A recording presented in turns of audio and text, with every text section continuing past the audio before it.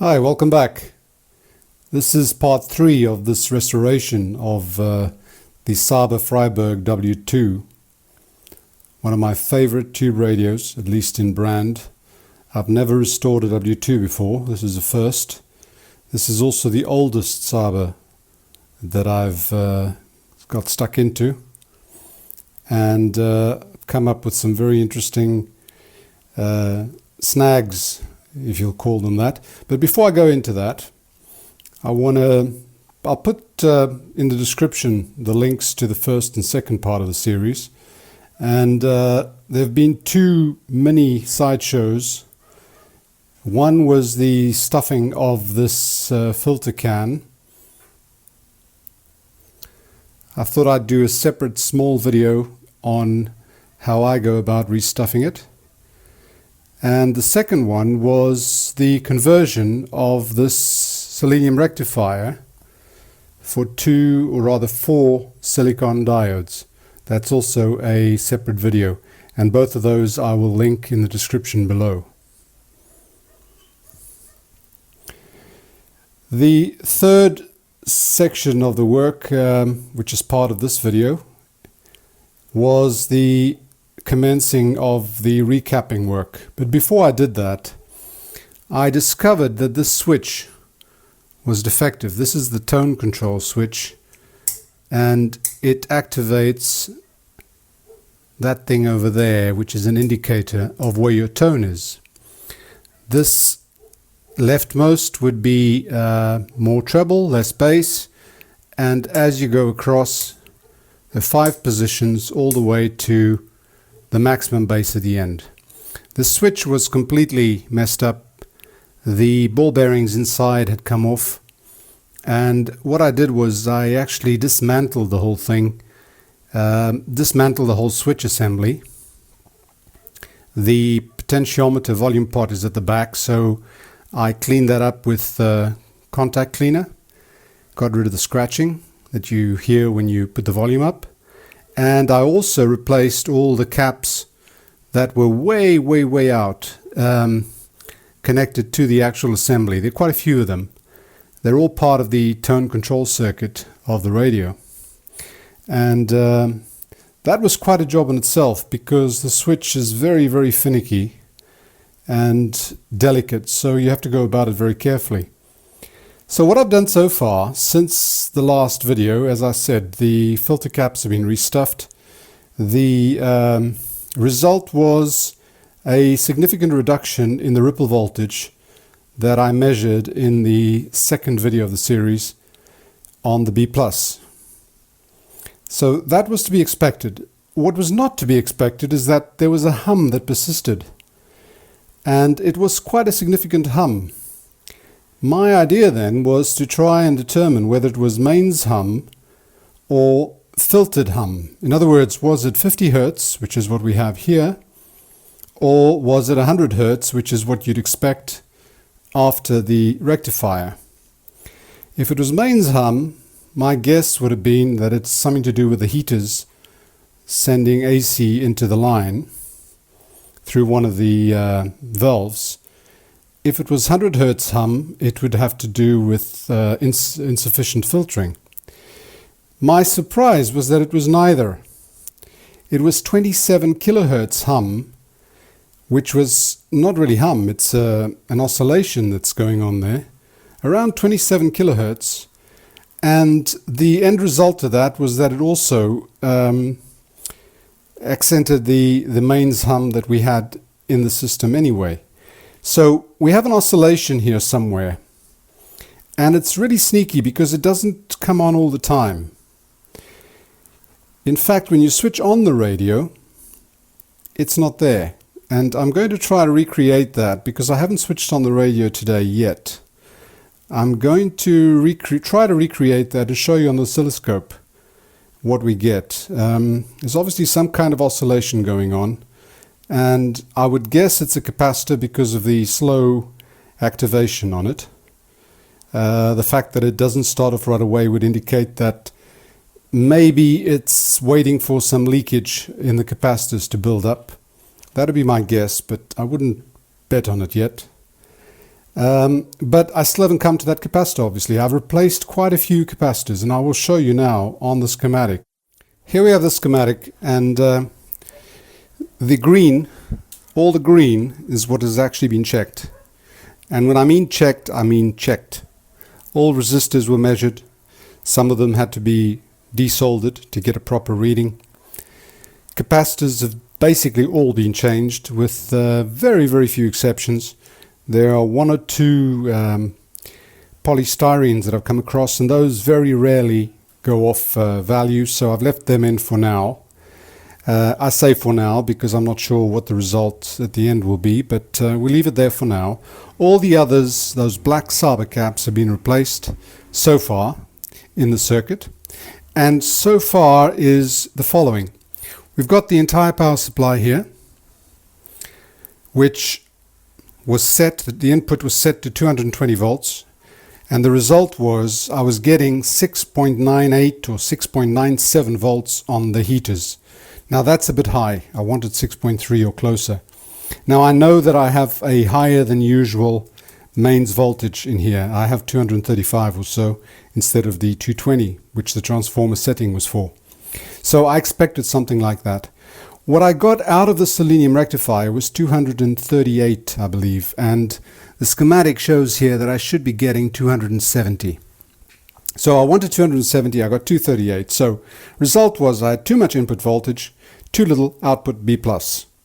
And what I did then was replaced this Selenium rectifier with the four silicon diodes in bridge format. I used 1N4007 UFs. I expected a higher voltage out, in other words, a lower voltage drop, because that's what happens when you change the Selenium rectifier for diodes, and you can see more on that in the separate video that I linked below. I did get a lower drop. I also got, obviously, a lower output voltage on the power transformer because I'd set it to 240 volts. The result on the speaker, on the heaters, was perfect. I got 6.36 volts heater voltage, which is damn close to the 6.3 that the system uses. So I'm happy with that. It means that my input of 240 is sound. The output here, I am getting about between 264 and 267 volts DC, which is damn close to the 270 that I've got there. So I think that'll be left like that. I could, for example, put this back on 220 and then work out how much higher this voltage is to the 270, put a resistor in series on the plus line here to drop that somewhat. But because the current is not always constant, this voltage drop will also not be constant. And at least when you start it up, when you switch it on, there's no current draw, so the full B+ will go across the system. So I prefer it like this. I don't mind having a few voltage drop below the set voltage. I don't think it's serious. So I'll leave it there for now. The filter caps, the cans, were replaced. There's that separate video I mentioned. And then all the other black caps, this 0.1, 0.1, all these were replaced as well in the system. All continuity checked. Everything checks fine. The resistors are more or less okay, all within spec. Some of them slightly higher, which is to be expected. The capacitors are way, way, way out. And I mean way out. I have an example here. This is supposed to be 1 nanofarad, 1000 picofarads. This was at 2.55 nanofarads. So 2.55 times what it should have been. I've made a note of some of the other caps. For example, the one on the speaker, which is supposed to be 1 microfarad. This is a non-polarized capacitor. That was at 4.7 microfarads. So they were all out, and I've assumed now, as a rule, all the capacitors in here will be out and will be replaced. And that's exactly what I'm doing. I've actually stopped checking some of the ones I take out because I just know they'll be out as well. And if they're not, hey, too bad. So, all this has been checked so far, and all this is sound. The switching over here, you have E, you have C, you have D. These are switches that are actually on that tone control toggle switch or rotary switch that I repaired and restored. These actually cut in or cut out various parts of the circuit to affect the tone control. For example, what we have here is a feedback. This is an output of the output transformer. One goes to the speakers. The other output goes to something called a Magnetonaufnahme. I presume this is tape out. So they're taking a small part of the output signal as your input or the output to a tape recorder. And then it also goes off. One side is grounded, so it also goes off to that circuit over there, which is in the feedback loop back to the inputs of these two power valves. So this here gets switched in or out. For example, if you activate the switch C, this resistor and this capacitor are completely bypassed. If you activate D and leave C out of the circuit, you got a 1 mega ohm in parallel with 200 puff, but feeding back the signal. If you deactivate both, you've just got the 200 picofarad capacitor feeding back into the input of the power stage. So this is obviously a control of the feedback, which has an effect on the tone. There are other switches here which have a similar effect. For example, that one there, we have a 2500 picofarad capacitor there, which was way out when I measured it. That's an important cap because that's actually the main connector between the preamp and the power amp stage. So that is cutting off a lot of low frequencies. If you activate switched E, it also activates that capacitor, brings that one in parallel with that one. So this is 0.025 microfarad, call it 25 nanofarad. This is 2500 picofarad. So it increases that capacitance by a factor of 11. You literally have the two adding together to allow a lot more bass to come through. So you can see how they've made all the switching, A, B, C, D, and E, and they spread quite, there's another one, there's A, there's B. They spread all over the place, and they have different effects, subtle but noticeable, on various parts of the circuit. Some of it in the feedback circuit, some of it in the actual input circuit to the power stage to tone down or up the highs and lows of the signal, which is very interesting. I have still not come across the one capacitor or two capacitors or whatever it is that's causing that rather nasty oscillation. Right, so I've got the oscilloscope, one of the channels of the oscilloscope reading across the speaker output with a speaker in place. I've got the volume control down to 0 and I'm going to switch it on. A little bit of time, it'll be a bit of time before the heaters heat up and we get any activity in the radio, and we should not get any sound because the volume is down at 0. Let's see what actually happens. I've got the scope set to it's AC coupled, and it's set to 50 volts per division in case we have any nasty surprises when we switch on. And here goes. I switched it on to FM with the lamp limiter. The lamps have gone on, they've basically gone off again, so I can bypass the lamp limiter and we have full voltage to the radio. Let's drop this and see what we're getting.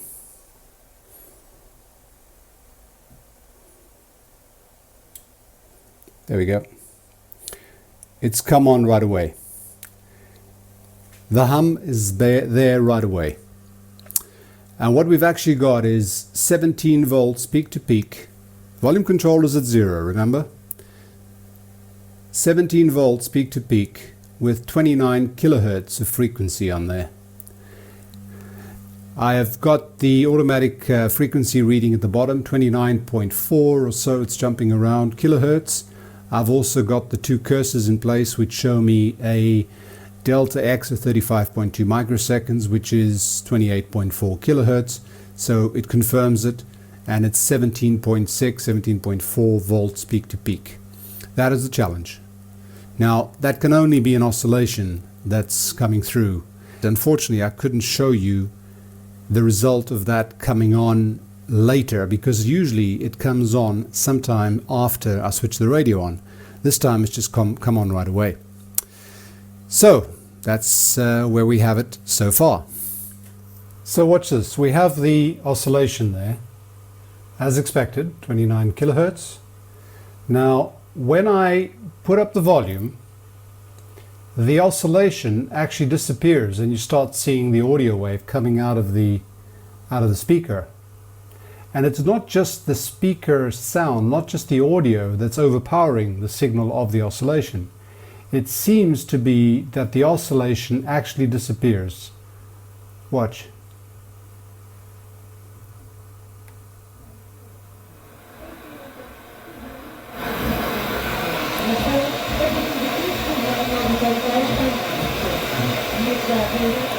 That is the audio.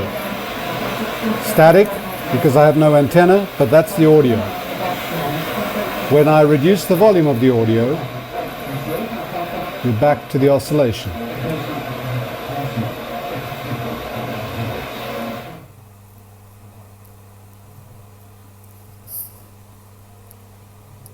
There you go, back to the oscillation. So, for whatever reason, when I increase the volume from 0, the oscillation drops off and then disappears and is replaced just by the audio.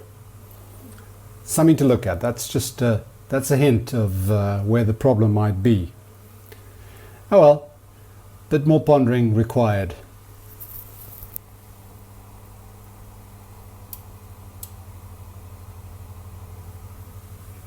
Just to give you an idea of the recapping that's been done, I'll show you the underside. And by the way, you might notice I have a new rig for getting my radio upside down without damage. I made one out of wood recently, and when I restored the Greats Musica, which was significantly smaller than this one, and just my luck, it was too small for this radio, so I ended up doing version 2, which I'd planned to anyway. And that's what it is, 35 centimeters across the top and the bottom and 30 centimeters high. This is a strip of aluminium bent and connected in place at the end there. I then screw the bottom screws that normally screw the radio onto the chassis or the cabinet. I screw that in place, a couple of spaces because there's a screw on the other side. I didn't want to bend it, and this thing works brilliantly. You can flip this around to work from the front, from the back, from the underside. It's brilliant. Anyway, let's go and have a look at this here. Here we have the filter cap. That's the filter cap there, which has been restuffed and reconnected. All the resistors on this section have been done, and so have all the black capacitors been replaced. This is a new one. All the yellow ones are the new ones. There's one there which has not been touched yet, but that's part of the Magic Eye circuit, which I'll leave to the end. All the yellows have been replaced. So far, there have been no resistors that needed replacing, just capacitors. And there's an interesting one over here. Let's see, where are you? There it is. That there was a big double capacitor. 1 by 0.5 microfarad and the other was 0.2 microfarads. They were in the same can because they connect both to ground, and then the other two connections come out and go to the respective parts of the circuit. It's part of a filter circuit in the preamp tube.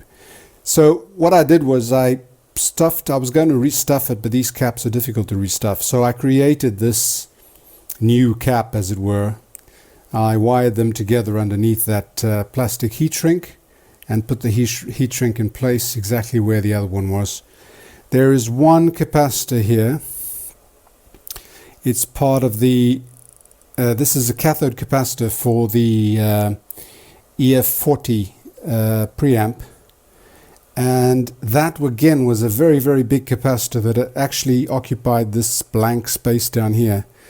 But all it is 100 microfarads at 15 volts. So, and it goes from one pin of the tube to ground.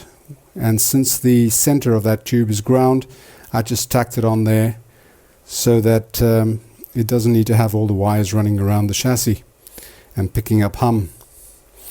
And part of the switching I've started on here, namely this guy over here. This is the audio coming into the selector that that allows me to choose between which band or the or the phono input. So that comes out of there and then goes into the volume pot across the top on one of those plastic tubings that's it's actually screened. And this is what we have so far. It's been quite difficult to work with this because, contrary to the grets, with the grets that I did recently, I almost didn't need to check the resistors. I trusted it implicitly. They were absolutely spot on, incredibly accurate. These are not as accurate. They're fine for now. For example, that cathode resistor, it's the cathode resistor shared between the two output tubes, says 90 ohms. It's reading 98, which is fine, but it's not as accurate as the Gretz one would have been. Here's another dual cap. This was 2 by 0.1 microfarad capacitors in one with a common ground pin. Again, I have stuffed it in a bit of heat shrink and put it in there. I like the look of that. I wish I could do that to all of them, but it's a lot of work. So I only do this to the ones that are duals and that could do with restuffing. Otherwise, I leave the yellow ones in. Nobody's trying to hide that this was actually restored, and somebody coming in the future can at least see that quite easily. And the next stage is going back in the circuit to before the preamp stages. As you can see, there's quite a bit of circuitry that still needs to be checked. That part of the EABC80 that comes out in the XY points, these XY points are actually a socket, actually more like a speaker type socket that these Sabas have on the top side. And they give you access. In this case, the Y is ground, and the X, I would guess, is the AVC signal. The AVC, automatic gain control voltage. So you can actually measure it there. That circuit, that part of the circuit has not yet been swapped and checked. I would guess that capacitor, the 5 microfarad capacitor, is probably out. This could well be the source of oscillation, because what this signal does is it comes back through that 300k with the other 300k voltage divider, so it basically halves, comes across and then goes down, down, down, down, down, and it's coming to the magic eye. That's the output to the magic eye. I would guess there's another output point here somewhere that I'm not seeing, which goes to control the gain of, or rather the biasing of the AF section of the amp. That's part of the circuit that I haven't got here. But what the AGC, automatic gain control or automatic voltage control, does is it produces a negative voltage which is proportional to the strength of the signal. So the stronger the signal, the higher or rather the more negative the voltage that is produced. And when that is applied to, in combination, summed to the signal at the grids of the tubes, they reduce the gain. It reduces the actual bias and therefore reduces the gain, so that your signal can get more or less stabilized in terms of intensity. It creates less amplification for the stronger signals and more amplification for the weaker signals. So there we have it. And time to carry on, and I'll get on with the remainder of the capacitors that need to be replaced. There's still quite a few of these black guys over here. There's another biggie. These look big, but all it is, it's a 50 nanofarads, so 47 is what I'm replacing it with, 47 nanofarads. Some of these are really, really big. They were 250 volt ratings, 500 volt ratings. There's another 50 nanofarads, 250 volts. Now, obviously, the ones I replace it with are a significant amount smaller. Here we have two. There's another 10 nanofarads. And here we have these two really big ones. Now one of them is an electrolytic, and the other one I can't, it's not electrolytic, but I can't read the values of. In all likelihood, these will be replaced with pretty small capacitors. As you can see, this one here will probably easily be tacked across from that pink point on the left straight to the ground, as opposed to bringing it back to where this cap is, but I'll decide on that when I get to it. So thanks for watching, and I'll report back when there's more news. Bye for now.